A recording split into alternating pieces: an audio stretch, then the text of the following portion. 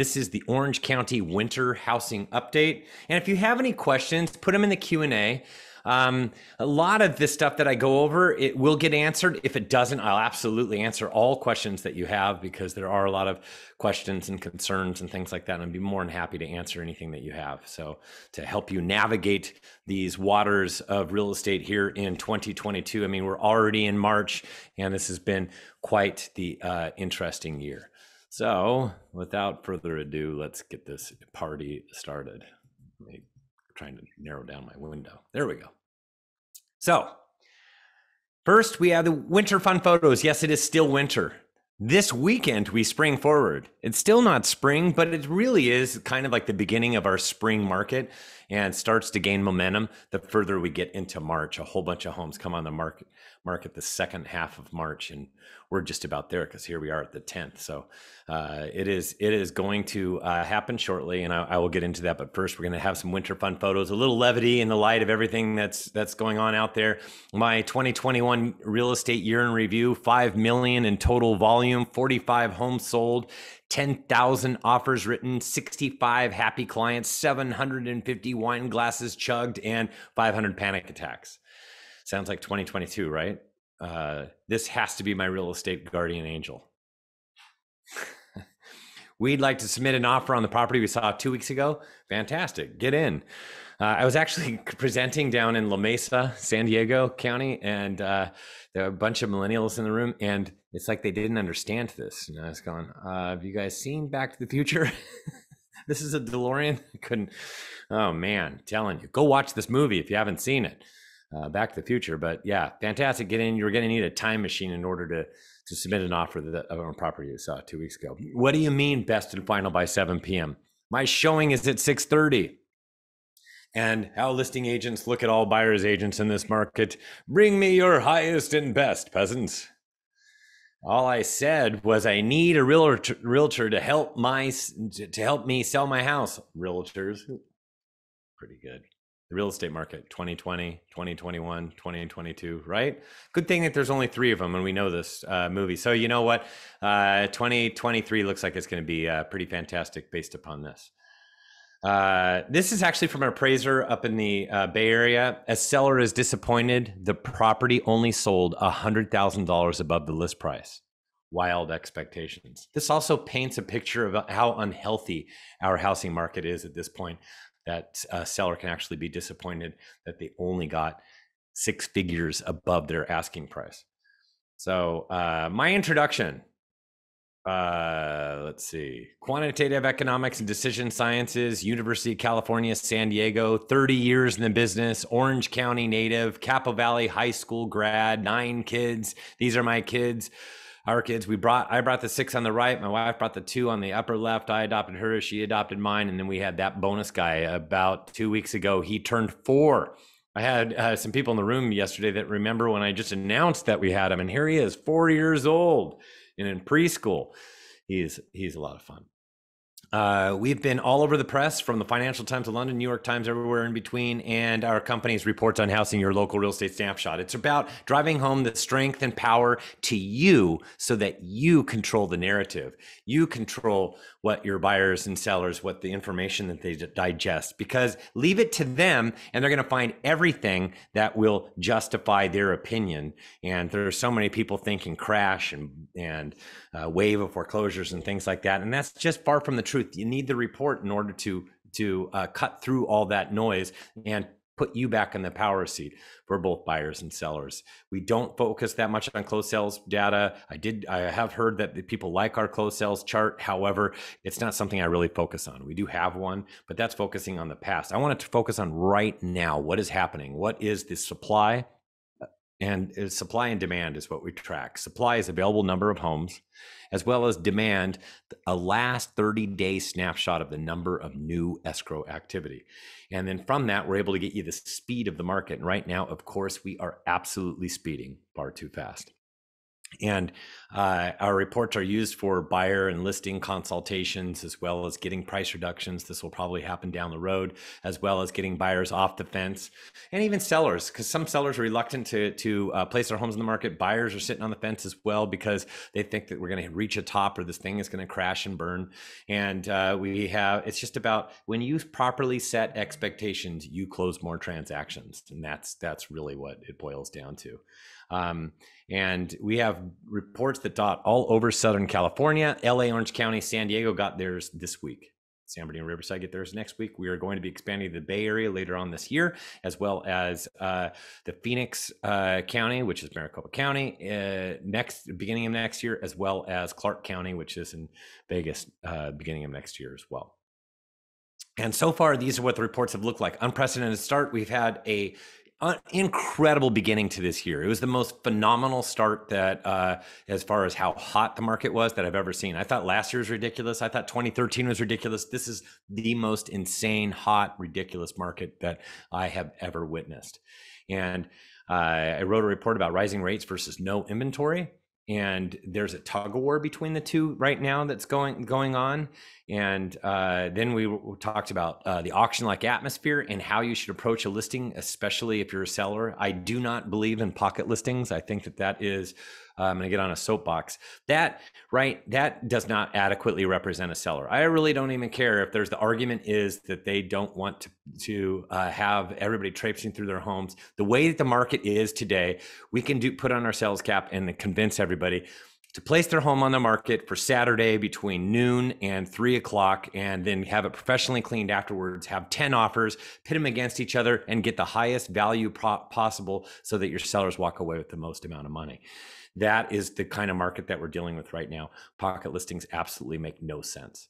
And will it slow in 2022? We'll talk about that. And the recent one that came out on Monday is coming up spring.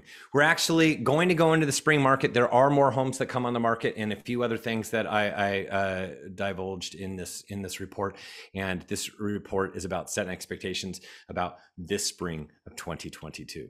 And man, has it been busy. This has been a very, very busy start of the year for us. And that was a reminder. I saw a little flash. That means that I forgot to plug in my computer. So if I don't plug in my computer, everybody will disappear. Because I had a presentation earlier, and I know that I thought I was fully prepared, but apparently not.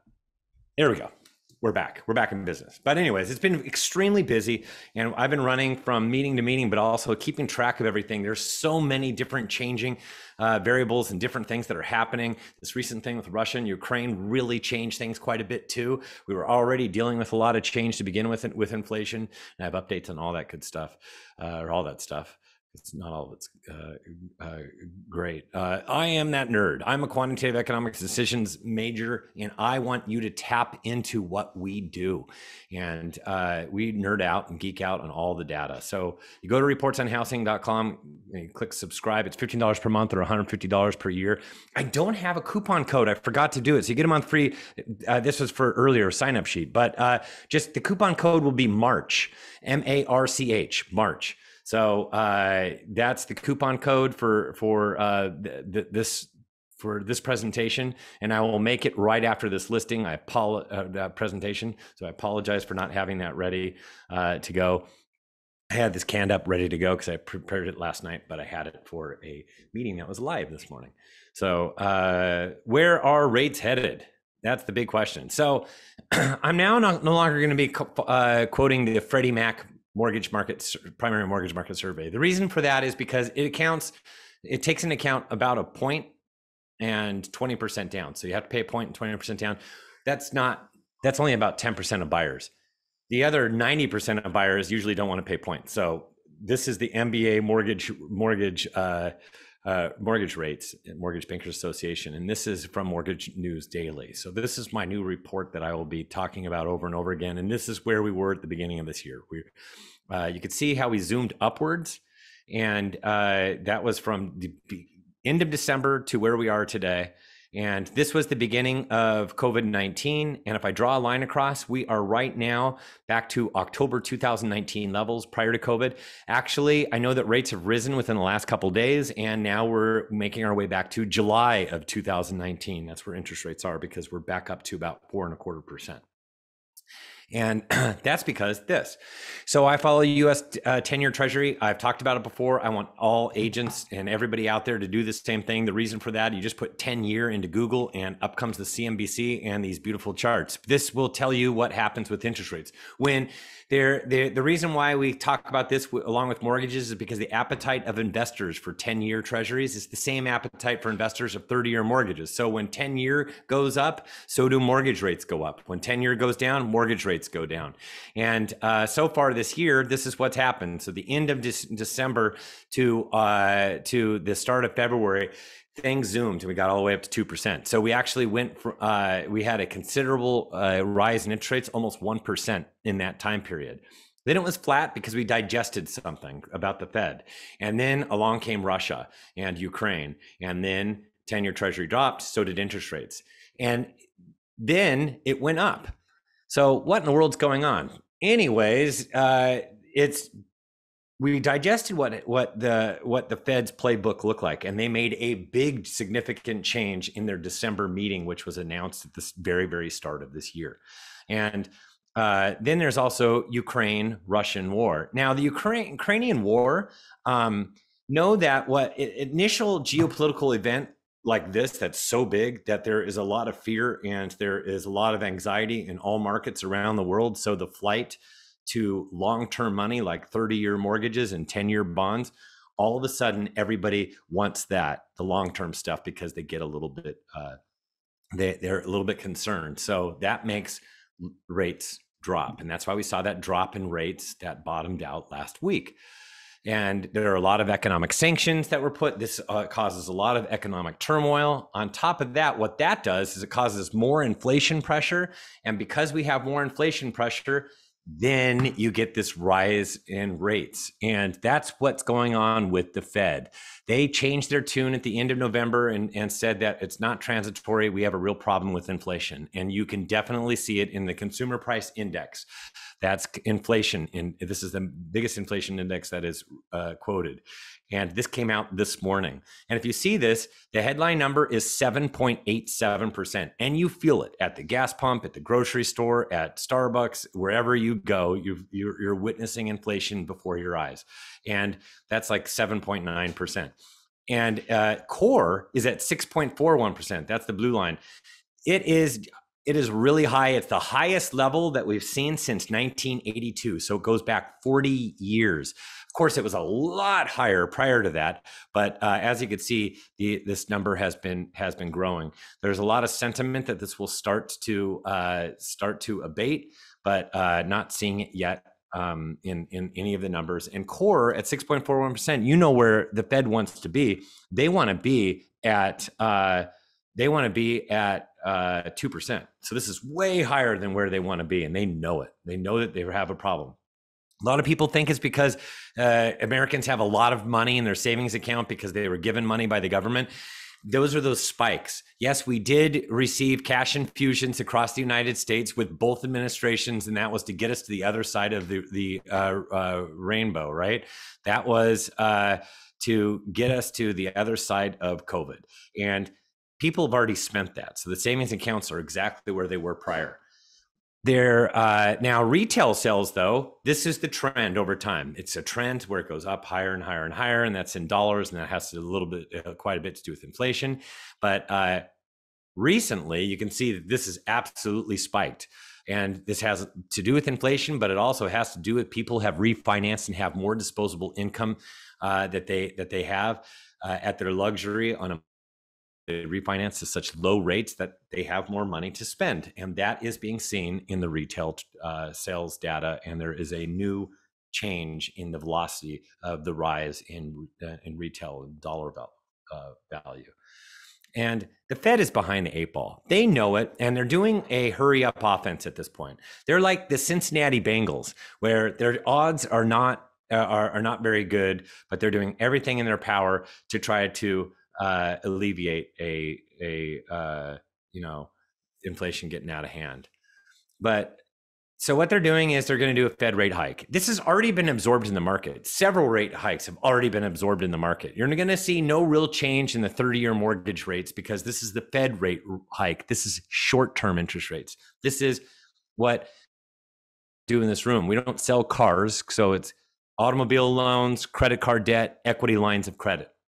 Those are that will change with the short-term rate going up. Now they're also tapering. This month, they're buying no 10-year treasury, treasuries and no mortgage-backed securities, both. But something else they announced, and this is new. This is this playbook that changed that made all of us economists go, "Oh my gosh, big change! We got to go back to the drawing board and take a look at how we think things are going to work out." And that's the balance sheet. Last time they announced that they're going to taper back in 2013. They did their tapering in 2014, and you could see by the time we got to enter 2014, it was at zero. But it wasn't until the end of 2017, so 3 years later, where they started to drain their balance sheet. And I won't explain how they drain their balance sheet, but know that it has to do with reinvesting mortgage-backed securities that mature. But anyways, they didn't do that for 3 years. Well, this time they brought down the mortgage-backed securities and treasuries down to zero as of this month. And they announced that they're going to start draining this balance sheet. They're not going to wait 3 years. They're going to do it now. So within the next couple of months, they will start to drain their balance sheet. So this is new. We didn't think that they were going to be doing this. So what this does is it makes the market work all by itself, and the Fed is not going to play at all. But these are things that they should have started a year ago. Because they didn't, things got out of hand. They are threading the needle at this point. They want to tamper down inflation, yet they don't want to throw us into a recession. Because a recession at this point, I think that there is a strong possibility that we have a recession next year in 2023. But I'm following several different flags, the cautionary flags. So there's recessionary flags that we are following. And what we're looking for, one of the things is the Fed raises the short-term rate, and they're doing that this month. So that'll be that's actually next week. This will be the first flag that goes up, and it happens next week. Then unemployment rate drops below 4%. On Friday, it went down to 3.8%. Second flag is now up for recession. I have 6 flags. Inverted yield curves, 2s and 10s. Know that this is getting narrower and narrower. And what that means is that if you want to invest in short-term money, you're actually getting paid more than long-term money, which doesn't make sense. Because if you want to borrow money from somebody, but you only want to do it for 2 years, or if you want to borrow somebody for 10 years, you should be paying more for getting more back if you're lending that money for the people with 10 years. But that's how it's happening. There's not enough people that want the short-term stuff, and this inverts. This is probably going to invert this year. It's getting closer and closer, so this will be another flag that goes up. These are going to be some harder flags to see, but housing starts fall 2 quarters straight. Haven't seen it yet, but there's enough turmoil in the economy right now where I could see that this can actually start to happen. This all unfolded within the last 30 days where I am seeing that this could happen. Leading economic indicators. That is an index that we look at that has a whole bunch of different economic charts all rolled up into one. And it needs to go down for 6 months straight. It's already gone down for 1 month. That occurred for the month of January. So we're not there yet, but you could see that you need this to go negative for quite some time in order for there to be that recessionary flag to raise. And then another one that is going to have a little hard time getting there, but it could, with people getting pinched at the gas tank. Retail sales drop and supplies spike due to weaker demand. We could just see if retail sales drop because they're spending more money at the gas pump, that supplies start to rise. From the supplies have been so low that supplies start to rise, that will be an indicator. So those are the 6 flags that we're watching right now. We only have 2 that are flying, and there could be a third one shortly. The inverted yield curve. But understand this, as far as housing is concerned, we need inventory. And you need inventory, a lot of it, in order for values to go down. And we're nowhere close to that even happening. And understand this, that there have been 6 recent recessions that date all the way date back to the 90s, or even prior to that. Know that 4 out of the 6 values in real estate actually continued to rise. It was only 2 out of the 6 where values actually dropped in housing here in Southern California. One was the savings and loan scandal, which was real estate that led it and led to a lot of unemployment and bad loans. That sound familiar? That was in at the beginning of 1990s. 91. And then we had the Great Recession. Also, we did some awful things on the real estate side of things, and it really caused things to implode. This time around, we're not going to have it's not going to have that detrimental of an impact on our housing market because we need inventory and we're having a hard time building any inventory. We would need mass unemployment in order for that to happen. And rates are going to drive between 3.5% and 4.25%. And so understand that we're right now at 4.25 with no points. If you put 1 point down, 20% down, that's right now close to 4%, but 3.5% to 4.25%. And we're right there at that threshold of 4.25. We're going to have a really hard time getting above 4.25. There are some people out there that are tracking numbers that think that we're going to get above it, but I think we're going to have a really hard time. The highest I think we can get is 4.35%. And I don't think it's going to get much higher than that. I hope I'm wrong. But if we do, know that it's going to be at the expense of fewer transactions that we do because it will slow down demand, and we'll get into that. But know that the lower the interest rate, the more insane our market, kind of like it is today, and the higher the interest rate over time, if we stay at 4.25 or above, it will become just a seller's market, and there will be stuff that sits for a longer amount of time. Know that that won't happen for the first 6 months of this year, but the second half of this year, yes, I think it absolutely can happen because that's when things typically slow down and we have a shift in the marketplace. So the housing market is insane. Nothing but insane, and all has to do with the supply and demand, and we have a real issue with supply. A shrinking supply that has shrunk down to where there's nothing on the market. It is now no longer a supply crisis, it's a supply catastrophe.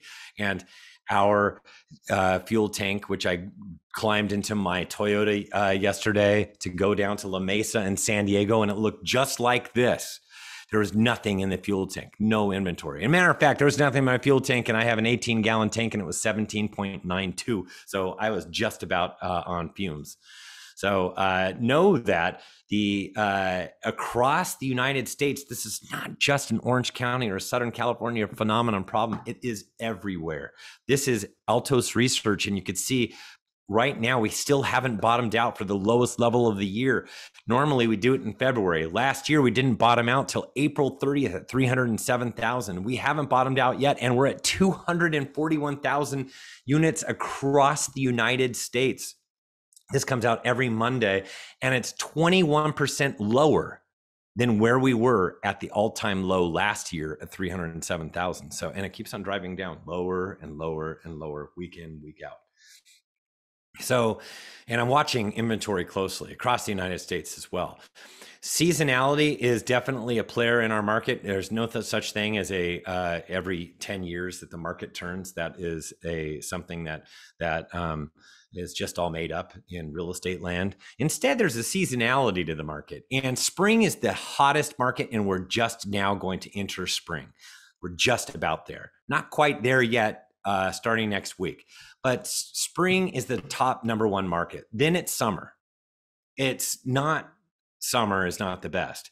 It revolves around families. And what is the #1 month that people place their homes on the market? It is May. That is #1, and it's also when demand typically peaks. Why? Because that's when families want to be in escrow.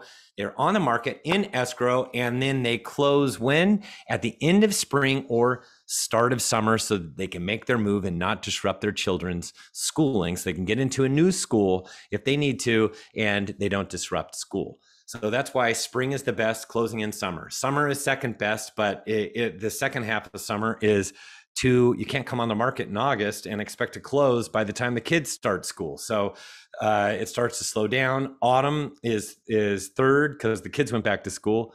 And as far as the activity in the market, Then we have holidays. That's when things really start to slow down. I know that people close a lot of transactions, but as far as new homes coming on the market and new escrows, slowest time of the year every year. Winter is the season that we are in now. And winter is when the inventory is flat and demand really climbs. We get to Super Bowl and everybody says, or after Super Bowl, after Super Bowl, this is the best time to come on the market. And all the homeowners are going, no, I don't want to come on the market. Why? When do they want to come on the market? You guessed it, spring, May. We're not yet there yet. So that's why, even though we say it every single year, and especially this year, because we really wanted more people to come on the market so that we had some listings, and it just did not materialize. You could see it here. This is the 3-year average prior to COVID. I'll be talking about the 3-year average prior to COVID over and over again, and that is 2017, 2018, and 2019, the average. If you see this, May was number 1. And number 2 is April. Number 3 is March. This is in Orange County. Number 4 is June. And number 5 is July. We're going through a patch of a lot more homes coming to market. We're coming out of February, a short month. Now all of a sudden more homes, and it starts to build momentum slowly. And you can see we're hitting a crescendo from March, April, and May, June, and July. So this is where more homes come on the market. If you're wondering, when are we finally going to get more inventory? So Orange County supply looks like this. This is where we're at. Over time, you could see this is a real issue because you see the Himalayas on the left. That was prior to the Great Recession. I could see it coming as early as fall of 2005 that there was a problem. And it really was a problem. I could see it as early as 2004 that there was going to be a problem that was coming up. And it did materialize. It took years to get there. In 2007, it all imploded with 18,000 homes in the market. Right now, we have nothing on the market. The number of available homes to show your buyers on March 3rd, last Thursday, was 1,406. That's up 4% or an extra 48 homes. That's it. Out of 2 weeks, everything that came on the market, we placed in escrow as quickly as possible. We only have an extra 48 homes at the end of that period of time. That's not enough. And the lowest level ever was reached on January 1st that I've ever seen, 954. We drove below 1,000. Last year at this time, 2,366. That's 68% higher than where we are right now today, which is almost double. And 3-year average is 5,119. So we should be over 5,100 homes right now. That's 264% higher than where we are today. We're at 1,400 homes versus 5,100 homes on average prior to COVID. Today, we're at 1,400. It's done nothing. Went down 6 net in the last week. So nothing's really happening. I imagine, though, it's going to rise a little bit because I actually crunched the numbers tonight. And so I think this number is going to make its way towards 1,500, but still not enough homes at the end of the day. Everything that comes on the market goes into escrow almost as fast as it comes on. That is the issue.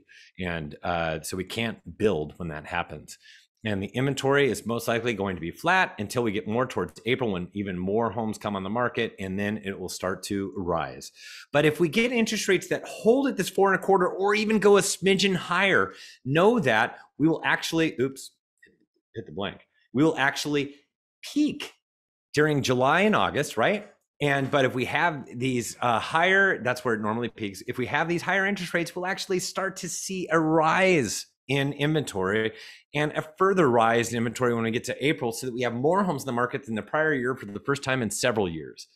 And I'll tell you how that happens in a minute. But if you compare prior to COVID, the number of for sale signs that were pounded in the ground for 2020 and 2021, we're missing 5,000 homes that never came on the market in Orange County. That's down 6% compared to what normally is placed on the market. So homeowners are sitting reluctantly in their chairs, or some of them by choice, and saying, I'm not going to move. In January of this year, we were off 24% or 724 fewer for sale signs for the month of January. It's a lot of missing for sale signs. It's the most missing signs since May of 2020 when we first went into COVID. And I thought it could do a little bit with Omicron. And a lot of people got sick, so not a good time to place your home on the market when everybody's sick. So, but even February, we were down 13% or missing 416 homes. That's still a lot of missing for sale signs for a month. And we can't continue to do this, but for some reason, there aren't a lot of homeowners coming on the market right now.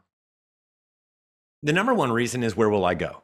And I've been talking about this for a while, and it's gotten worse and worse. So it's made it like an exclamation point. Where am I going to go? Because if I sell my home, what do I become? And I've had crowds of agents say homeless. And they understand that you sell your home, now you're stuck. So where am I going to go? Am I going to go to a motel, hotel, live there? Or how about with my mom and dad or my in-laws? That'd be great. A little bit babysitting built in, but I don't think that everybody sees that as a total advantage. So a lot of homeowners are more than happy just to sit back, and they're fine sitting back because they can see their home prices rising. They have a really good interest rate, so their mortgage payment is nice and low, and they see that mortgage rates are rising. So, I can't really move. I can't move because I have such a great interest rate that if I move and if I move up, I now have a higher payment just because of the move up, but I also have a higher payment because of the higher interest rate. But I'm here to tell you that I know where interest rates will go. If we go into recession, they're going to go lower. So if that happens, then you know that there's going to be a lot of people that can refinance at that time. But the deal is that they're not really totally in love with their homes. People out there at this point, they've learned that they like having a nice cushion, and they've refinanced into rates where they love their loans. They don't want to move because their monthly budgets look nice, and enables them to do things, enables them to buy things. But don't feel sorry for the homeowner. Just because they can't move, they're prisoners of their own home. That's not, you know what? They have good credit, because if you see on the right-hand side, these are purchase transactions, mortgage originations based upon credit score. And you can see on the right-hand side, everybody has 760 plus credit scores. If you go to the left, that's prior to the Great Recession, it was a mixed bag of goods. So everybody has good credit. It's like survival of the fittest. It's Darwinism. It's those people they had the best interest, they have the best credit scores, they have good jobs, they have money in the bank. That's what the buyer's profile looked like. And that's what's been happening for a long time. And a lot of cash has been winning. The homeowner's equity is just absolutely outstanding. That little bump prior to the Great Recession, that was from foolish lending practices. On the right-hand side, we have a lot of equity, and that's built on really solid, good credit, good jobs, money in the bank. So these people have a lot of equity in their houses. Orange County demand has been like this. It's very hard to see a house. It really is. Everybody is saying, okay, we have a house. Our house is opened, and at the same time, you can show the property. And this is what happens. There's like lions down the street. It's awful what everybody is dealing with right now. It's like, please take a number. And it's not interest rates that is fueling this thing anymore. At this point, it's really boiled down to scarcity. It's like at the beginning of the pandemic, how toilet paper, if I saw this guy, I would have bought one of those toilet paper rolls for like bunches for like $40. Our family needed it, but and couldn't find it. We got commercial toilet paper from my father-in-law. We still have it. It's like we're going to send it to the Smithsonian so that they remember the scarcity of toilet paper problem that we had at the beginning of the pandemic. But when there's a scarcity of goods, people are willing to pay more for those goods. And you could see it in new cars. And because there's no cars out there, the below the MSRP is a market adjustment fee where you actually have to pay a premium because of the fact that there aren't enough cars out there. And you have to understand where these dealers are coming from. There's just not enough product that's out there, and they need to keep their dealership open. So they have to charge this enhanced fee, and people are willing to pay it. Just like today, there's so few homes on the market that people are willing to pay a market adjustment fee for there being a lack of homes on the market today. And as a result, it's been like an auction-like atmosphere, and everything is selling for over their asking. In the state of California for the month of January, all closed sales, the number that sold above their list price was at 57.3%.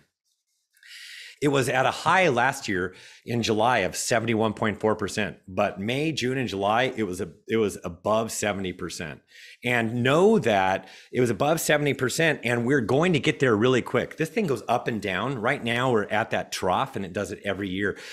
From here, it's actually going to start to grow. And I think by the time we get to April, we could see an April closing sales above list price of back up towards 70%. So most everything is selling above their asking price right now. And the median time on market for all sales in the state of California for January was 12 days on the market. That's it. It's going to drill down to 7 days by the time we get to April. And the sales to list price ratio right now is 101.2% across California for the month of January, everything that's sold. And this is going to drill up towards 102.3% by the time we get to April as well. So it just tells you how on fire our marketplace is right now. And demand is that last 30 days numbers of escrow. It's a little snapshot of escrow activity. So last 30 days. On March 3rd, it was at 2195. That was up 10% in a 2-week period, adding 197 homes. But you can see where that yellow line is. It's below the purple, the green line. It's above, below all lines. If I was to stack all these lines since 2008, when we were first in this, the Great Recession. Last year, we were at 2,958 at this time period. So that was 35% more of that red line. That's a lot more pending sales that we were dealing with. And that's because we had more inventory to draw from and we had more homes coming on the market. The combination of the two allowed us to place more into escrow. The 3-year average prior to COVID, 24-22, 10% higher than where we are today. So like I said, this low level, I mean, it's close to the purple line. That was the beginning of 2019 when things were slower because we had 5% interest rates at the end of 2018. That's the purple line, but we're even below that purple line. I should say today, darn it, I forgot to do this too. So today we're at 2250, up 3%. We're following right underneath of that purple line right now. And so where are we going to go from here? Well, it's going to be like this if we have interest rates that go down a little bit. And then we could ultimately be right here where we peak at May.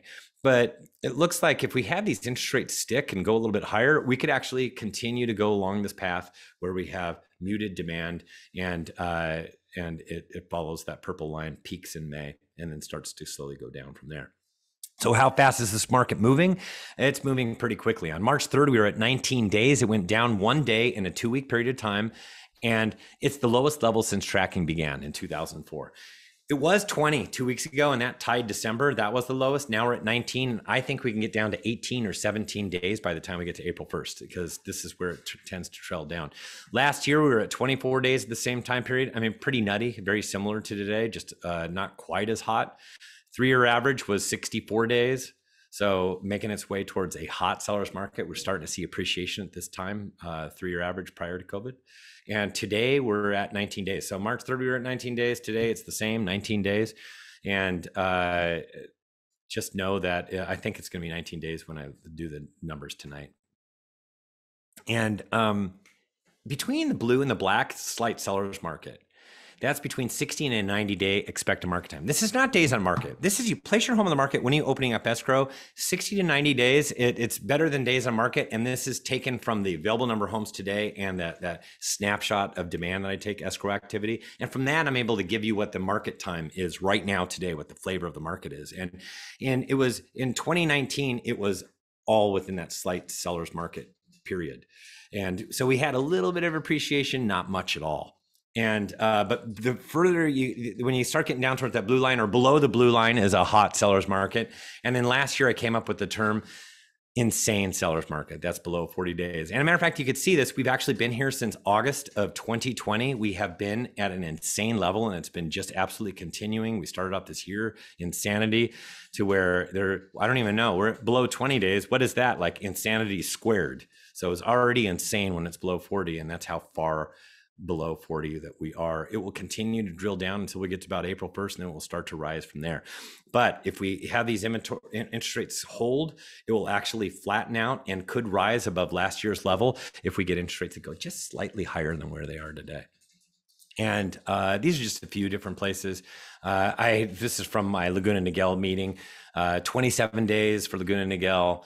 Laguna Beach is at 41 days. Dana Point's at 29 days. San Juan's at 20. San Clemente's at 35 days. Aliso Viejo's at 11. Laguna Hills is at 12. Mission Viejo's at 13. Ladera Ranch is at 12 days. Rancho San Margaret's at 16. Sorry, this is all South Orange County, but we're like I said, it's been extremely busy doing a lot of different things at the same time. But you get the picture. Across Orange County, across Southern California, I do these all day long, and we're in the teens or the 20s. It's only in the 20s, or it gets to about 30 or higher than that if it's like ultra luxury, super luxury, like Laguna Beach. 41 days expected market time for Laguna Beach is ridiculous. That's the kind of expected market time that we have in all of our high cost districts, all the way out in Anaheim Hills to along the coast in Huntington Beach, Newport Coast. It's just Corona Del Mar. It's just crazy. It's just crazy how we have expected market times, even in luxury, that are so low. And home values, I know, are absolutely exploding right now. I know they are because of the metrics that I'm following. I don't even have to see anything. I know that that's the way it's going to come in. And as far as, do I see a top to this? I mean, there are definitely headwinds, but there are headwinds, but there's nothing that I see in the numbers yet. As soon as I see something in the numbers, I will let everybody know. And one of the things that I've seen in the numbers, I told you, is not enough homes coming on the market, but that's not a crack in the market. That's just making things even worse as far as how hot this market is. So as far as this ending, I don't know exactly when yet, but I'm sure there will be some cracks that materialize this year based upon all the economic turmoil, and we'll just have to see, and I will let you know when they come. So when will housing slow? It doesn't happen in this snap of a finger. I'm telling you that because everybody has this expectations that, man, it's going to crash. It's going to happen like this. I'm going to sit on the sideline and wait for that to happen. It doesn't happen like that. It just doesn't. These are homes. Everybody needs shelter. If you're renting or buying or just staying, you have to have shelter over your head. So it's not like all of a sudden the market's going to go, yeah, you know what? That's it. I'm going to top out right now. Where are they going to go? Are they going to rent something? I can tell you this, in Orange County has the fewest number of vacancies, vacant rentals that are out there, which means in the United States, which means that there's nothing available even to lease right now. So that's a real issue. So this thing changing is going to take time, and we'll see it and we'll be able to talk about it, but it's not going to be like Wall Street where all of a sudden, Tesla dumps or goes up really high. It's not like that. So interest rates need to rise. And when interest rates rise, we'll go from a very fast market and we'll shift to a slower market. That slower market is what we call a seller's market, not an insane market, because we're in insanity land right now. And you could see that best with this rising rates impact on affordability. You could see if you wanted a $3,000 per month, and let's hypothetically say you're doing 20% down. So principal and interest payment, you want it to be $3,000 per month. You're looking at a 2.65%, was the beginning of 2021, last year, January, $930,000 house. So in December, you were looking at an $890,000 house. Excuse me. And now today, you're looking at a $785,000 house. And this is with 1 point. If you're going to pay no points right now, you're looking at a 4.25%. So you can see what this does is it's just a total erosion in home affordability, the amount of home that you're able to afford. And over time, when this sticks, it starts to create a little bit of tension, and we start to see a shift in the marketplace. It's got to stick for longer than a minute, though, for this to take root and hold. That's just not here yet. But the impact of rising rates is demand drops. Because a lot of people are going, it's just too expensive. I'm not going to purchase now. I'm happy with staying where I'm at. So demand drops. And then sellers typically want more. Sellers want more, so they overprice. Return of the overpriced homes that sit. They accumulate on the market as buyers start walking away and demand drops. Inventory rises with the accumulation of overpriced properties.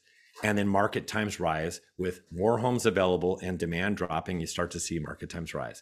This is what has to happen in order for our market to shift. Not as many multiple offers, and then price appreciation slows from 19% where it's at right now to what? 10%? I mean, this year is 8 to 10%, but we'll have to watch by the second half this year, this can really slow down. And market will go from insane to a regular seller's market. And still will be a seller's market. We'll go from 130 miles per hour to 65, 70 miles per hour, which the housing market's still moving. It's just not moving at a breakneck speed, and it doesn't allow you to overprice. So I'm following this very closely. I was a little disheartened when we had interest rates come down. And I know that if you have buyers that they felt like, wow, thank goodness it did. But so did a lot of buyers out there. There's too many buyers out there. But I know that interest rates are going back up based upon where the 10-year treasury is today. I don't even have to see where rates are, but I'm sure it matches it. And you can see the green dotted line, that was 2013 rates. Interest rates, that's where we had 3,000 homes on the market. Well, interest rates went from 3.375% all the way up to 4.5%. And then we had our inventory go from 3,000 homes on the market to over 6,000 homes on the market, more than doubling, because of the fact that we had higher rates and we had homes that sit. And then we have normally the inventory peaks during the summer between July and middle of August. When we have something like this that happens where rising rates slow things down, we have stuff that stays on the market, we have inventory that peaks during the fall, October to November, during the right before the holidays. Then people pull their homes off the market. And that's exactly what happened in 2013. That's exactly what happened in 2018 when interest rates got all the way up to 5%. And that's what could happen today if we have interest rates continue to climb. And that's something that we're watching very, very closely. So that's what you have to have in order for the inventory to climb, demand to drop, and market times to slow a little bit. So we actually can take a breather, and that's what it will take to slow down the market. And it needs to be with no points, 4.25% plus. And we're right there at that 4.25% with no points. So we're right there. It needs to go there or higher and stay there with staying power in order for that to happen. So forbearance. Let me give you an update on forbearance, and this is active forbearance plans. Forbearance continues to drop. I just updated this last night. 790,000 forbearances across the United States right now. 93% have at least 10% plus equity. And that's because people that have gone into forbearance, I did this study, and they actually have more equity, even though they're missing payments. Even if you subtract out their missing payments, at the end of the day, they actually increase their equity position by the time they came out of forbearance. And that's just because of how rapidly values could have risen 10%, and that still would have happened, but they rose by 19%. 4.3 million people is the height of the number of people in forbearance in June of 2020. 8 million people have taken advantage of forbearance so far. And the 7.2 million people that had exited forbearance, Black Knight does the study and finds out what happened to them. And what happened was 59%, 4.2 million are performing. They are performing, and they have, that's 59%. And that means that they worked with the workout unit to figure out, do they pay it in a lump sum? Do they pay a payment plan, or do they defer it and tack it on to the end of the loan period? And they're performing on a monthly basis. Another 30% paid it off, which most likely they sold. So that's 89%. All right, paid it off or are performing. The numbers that are working with the workout unit, trying to figure out which big chunk they go into, pay it off or performing, that's 450,000, 6%. The ones that came out of the workout unit and are still delinquent and are in trouble is 275,000 across the United States. That's 4%. And the number that are in foreclosure right now, 70,000, 1%. That's it across the United States. But this is rising. So you're going to hear people go, oh my gosh, it's rising. Steven, it's going up at 300%. I saw it in the headline. That's nothing. We're still making our way back towards where we were prior to the pandemic. This is the national delinquency rate. See where it's at? Nobody's delinquent. And it's going down to nothing. There's a lot of people that did YouTube videos based upon this because it was really high, and they said this thing is going to be terrible when it was like coming down, but it was still high. And now nobody's using that, and those same YouTube channels are still calling for a crash. You see this low level, we're getting towards a really, really long-term low that we hit prior to COVID, and we're making our way right back to that same low level. And because there's still people, this includes people that are in forbearance, and these people have equity in their homes. So if you see this, there's a lot of tappable equity. We have a lot of equity in the system. There's a lot of people that have equity, and they can still sell their homes. And these are the brand new foreclosures. And you can see foreclosure starts all of a sudden on the right side spiked. And this is what you're going to hear about. Look at this big spike. But if you draw a line across, look, we're just getting back to where we were prior to COVID. And this is normal. It's a normal trend line. We're just getting back to normal. Everything likes to follow trend. So it's going to follow this trend that has continued to drive towards low levels. And as far as where are all of these places that are having a negative or have more foreclosure starts than where they were prior to the pandemic, it's the central part of the country, or Arizona as well. But you look at California, where we are, 42% off. there's going to be no wave of foreclosures at all here. And there's going to be no wave anywhere, but there's going to be an increase in some areas like Arizona. Foreclosures, no wave of foreclosures. I'm sorry, it's just not going to happen. Affordability, I can tell you right now, this is Case-Shiller Composite Index. This is for the month of December. It was at almost 19% year over year. That is across the United States. It is sticky high. And we know that because we have no supply across the United States and a lot of demand. So it's still really, really high and continues to be high. And I know that people are freaking out. They're going, Stephen, it's a bit expensive here. 1 million plus housing across Orange County. We're at $1,182,000 for the median detached home in Orange County. That's too high, right? But if you see that, that's because we're focusing on just the price. What we're forgetting to do is focus on where have incomes gone over time and where are interest rates compared to time. And I'll show you for perspective. In 1970, we had median price of $23,000. The median household income was $9,870 per year. And 30-year fixed rate was at 8.5%. The median price in 1990 was $238,500. The median household income was $41,000 and 30-year fixed rate at 10%. And now, right prior to the pandemic, 2006, $732,500, median household income of $70,000, 30-year fixed rate of 6.4%. And you can see interest rates just keep on driving lower. Median price at $1,180,000, median household income at $105,000. That's projected based upon our analysis, and a 30-year fixed rate at 3.76%. So I'm looking at all these factors and know that at right now where we are interest rate wise, that we are right now at what I would refer to as, it's not a red flag, like, imminent, this thing's going to really slow down, but it is a rosé color, a pinkish color flag that, but if we have interest rates that continue to rise, that will be enough where it will slow down our marketplace. And the national payment to income ratio is really, really high. You can see it here. And it is, when you draw a line across, it goes way back to when we were coming out of the Great Recession. So this is the amount across the United States of payment, their monthly incomes, how much of their monthly income is devoted to the payment. And it's been rising like crazy because values have been going up like crazy. And real quick, a couple things.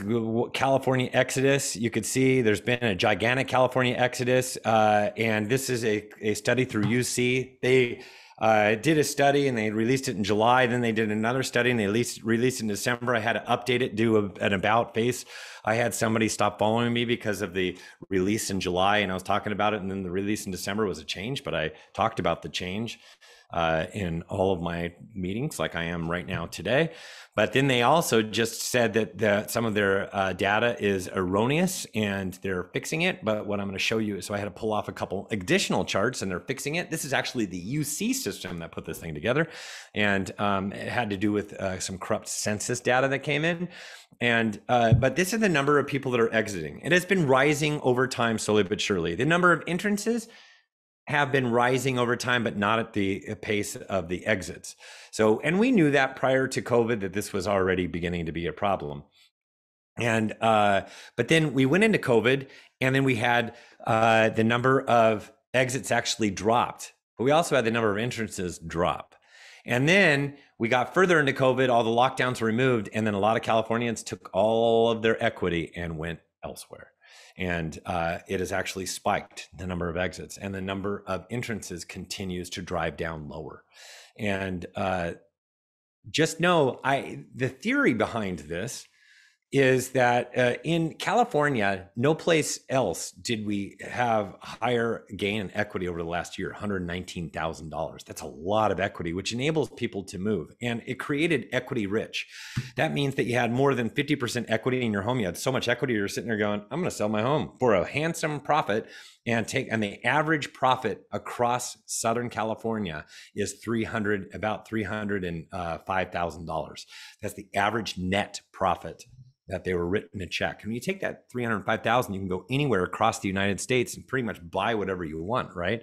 Because $305,000 cash will take you just about anywhere. And where are people going? So they don't do one for Orange County. This was compliments of Redfin, the data that they do, because they do a lot of data and they collect it. Where are people moving out of LA? Well, out of the state of California, it's Phoenix, Vegas, Dallas, Seattle, Houston, Portland, Nashville, New York, Washington, DC, Atlanta, Georgia. People are moving all over the place. And so how will 2022 play out? So frustrated buyers motivated by low rates, but not as willing to stretch as the year progresses and we get some more volatility in our economy, as well as higher interest rates. It's going to make it so that they're not going to be willing to stretch as much. And as rates rise, sellers will not get away with overpricing. In the second half of 2022 is when this is really going to take hold. And rates rise. I didn't fix this because this is with 1 point. But no, it's really 3.5. I'll fix the slide if you want a copy of this. It's 3.5 to 4.25 with no points. If you put down a point, 3.25 to 4%. So, but I want it to be higher than this, or stay right where it's at right now, or go higher, a little bit higher. But know that that's going to come at the expense of fewer transactions. But we kind of need to do that in order to fix this thing, because our market is just absolutely unhealthy and kind of broken at this point. Doesn't mean we're going to crash. It's just, man, we can't continue to go down this path because prices will get to the point where buyers just walk away. Available homes, ultra low until the second half of the year when we start to build inventory. Demand down slightly year over year. Grandpa wins because he has all cash. So, but demand still down slightly year over year. Total sales will be down 5 to 10% compared to 2021. And 2021 is a hard year to compare to because it was the strongest number of closed sales since 2005 for Orange County. And values will rise between 8 to 10%. That's going to, as a matter of fact, I think this might be too low. And distress rises slightly, but no wave of foreclosures. We talked about that. Luxury continues to soar, but slightly muted compared to 2021 as the year progresses. And that's because more volatility, especially in stocks and equities and stuff like that, starts to cause the upper end to catch a cold. So there really is an issue that will play out because of that. We will have a normal housing cycle. Spring is the best, and it just follows the normal seasons. So go to reportsonhousing.com, click on subscribe, and I'll send you the most recent one about the spring coming up. And every 2 weeks, this thing comes out. You get $15 per month or $150 per year. Subscribe at reportsonhousing.com, and you get a month free if you utilize the coupon code MARCH, M-A-R-C-H, March. It's not this because you can't fill out the sheet, right? March. And I do have a housing debrief. Normally they're Fridays, but it's today at 3. So it's in like 3 hours from now. It's on the housing crash. I'm going to focus on the housing crash. Go to facebook.com or youtube.com, reports on housing. And that's where all my old ones are housed. So go there. You can see some old YouTube videos, get those to your sellers, buyers, everybody, so that they can have a proper expectations of what's going on in the marketplace. Listen to a housing analyst, not an investor that's made it big, but thinks that they know what they're talking about on YouTube. So now I can open up to questions and answers. I'm going to make myself nice and small. And if you have any Q&A, put it in the Q&A. I do see one teed up. It says, once you are finished, could you please go over the slides where you showed what needs to happen in order to slow down the housing market? See, that I think that was asked earlier. Let's see, that says 11:48 a.m. So let's see. So once you are finished, could you please go over the slides where you show what needs to happen in order to slow down the housing market? I'm just going to explain it. I'm going to explain it so you can see a big picture of me and just understand it. This is what has to happen. We have to have interest rates rise or stay where they're at right now, rise a little bit. And the reason for that is because now we have more of an affordability issue. We've come up quite a bit from where interest rates were prior to this big jump at the end of December. And matter of fact, last August, we were at 2.77%. So right at 3% with no points. And prior to, at the end of December, we were right at 3.25%. And now with no points. And now we're at 4.25. So you can see we're coming up like a whole percent, right? So these higher interest rates, they hold here or go higher. And what happens is there's buyers that start to walk away. There's fewer buyers out in the marketplace. But really what's the problem is we haven't placed enough homes in the market, but we're getting into a season where we start placing more and more homes on the market. And it will satisfy a lot of buyers that are in the marketplace, where after a while, it'll satisfy those buyers, and it will allow some of those people that overprice, because there's a lot of people that overprice their property. They say, what was the last comp? Yeah, I'm going to go $100,000 above the last comp. that's where we're gonna have a problem, because buyers will go, well, these value, I mean, prices are high and interest rates are now higher. I don't want to pay much more than the last person, and it's going to make that its way towards that. It's going to take several months to get there. We'll start to get there by the time we get to, typically I start to see it in the data in May. So that's where I think that I'm going to start seeing some cracks in this marketplace. And I have a lot of people that argue and they say, nope, that's not going to happen. And it's a lot of lenders that tell me that, more so because they're probably following the economy a little bit more. But I really strongly feel you stay right where we are or go higher, that is exactly what's going to happen. So we have demand that comes down, which allows the inventory of overpriced properties. Overpriced properties won't sell instantly, so they start to accumulate, and it allows our inventory to grow. And if you have demand that's coming down a little bit and inventory that's rising, that slows down the market time. It takes a little longer to sell homes because you have to be more realistic. You have to price towards that last comp, and you do that, and you'll be golden. But if you don't do that, and a lot of people won't, I already dealt with this morning. Somebody goes, "Yeah, so my buyer bought a house in November, and we're wondering how much more." It's in Newport Coast. They're going to place their home on the market $100,000 above the last comp. Now that will work right now today in this marketplace, but over time that won't, and so that will slow down our market a bit, and that's how that will happen. I hope I answered that. If I haven't, Bardia, go ahead and email me. We can discuss it further. Steven, Steven at reportsonhousing.com. And oops, I was going to answer live. Let's see. John, done. John, what is the likelihood that inventory shifts dramatically in the next 3 to 7 years and we will see house price correction? Yeah, you're getting way ahead. Economists, we don't like to even forecast beyond this year. I mean, it's very, very hard. There are so many moving parts at this point. It's hard to keep up with the next few months, let alone several years down the road. So you just don't know. It's one of those things where when buyers need to make the decision based upon, you know what? Can I afford this monthly payment? Yes, I can. Then all in. They know when it's time they shouldn't be timing the market. I can afford this payment. This is the house I want. This is fine. I'm golden. I'm in, got a good credit score, got a good job, have money in the bank. This is where I'm going. So that's when they get in. And buyers should be buying with the idea that, you know what, I'm going to buy and I'm going to live in it for at least 7 years. If you say no to that, well, then I can't guarantee that it's a smart bet for you. No one can guarantee it. I didn't see the pandemic coming. People are saying, what would it really take to really slow down our marketplace? And it's called an exogenous force. I learned this from Leslie Appleton Young. It's a big SAT word, but what that means is an outside force. Exogenous. Oh, it sounds really impressive, but it's just an outside force, something else that causes it. You know, when you have the leader of Russia rattling his saber and saying, "Hey, you know what? I can use my nuclear. We're on high alert on nuclear," and if we have, you know, I really think that the chance of that happening are so incredibly slim. But let's say something like that happens. Well, that is an exogenous force that can affect every single aspect of the marketplace. So how can you answer going way out? So you just need to purchase based upon holding it for a long time. So Anonymous Attendee, do you think another reason for hot housing market is due to ADUs and SB9? No, that has not even moved the needle and made the market hotter. UC Berkeley did a giant study, and it's proving to be true that these are the number of people that qualify across the United States. There aren't even everybody qualifies to do all these different things. You have to have a big enough backyard for it. But ADUs and SB9, the number of people that qualified for it. But if you start looking at the number of people that will actually do it, it's really small. And part of the problem also is construction. It takes forever to get permitted and do things. I heard somebody was trying to do an ADU and convert their house. That was in San Diego. I was talking to him afterwards. It took him a year to get all the permits and all that stuff. It's just, there's so much red tape, and it's so debilitating to try to get this thing done that we're just gonna, it's gonna weed out a lot of people. It's not really even moving the needle. And oh, Barbara said thank you. Okay, good.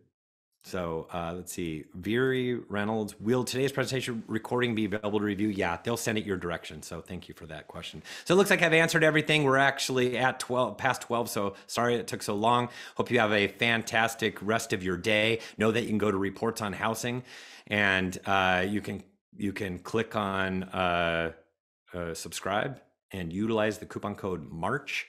So can you please go over your point, Ari, how 2022 will play out? Frustrated buyers motivated by lower rates.